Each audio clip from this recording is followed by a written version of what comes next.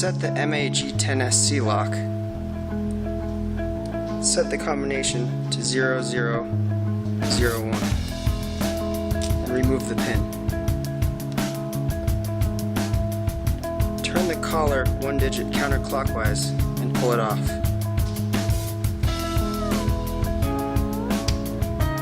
Slide all 4 lock wheels off.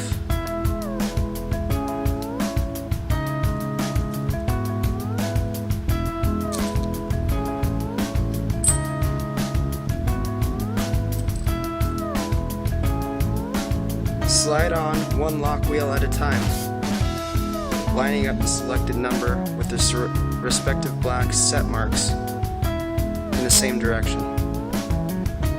In this case, we're going to choose 2.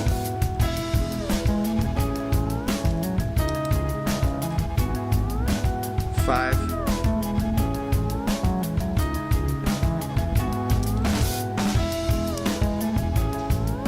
1, 8. Make sure that you do not reverse these as such. Notice how the numbers are backwards. Make sure they're all lined up. Put the collar back on, lock into place. Insert the pin, and now your combination is set. Remember, we set that combination to 2, 5, 1, 8.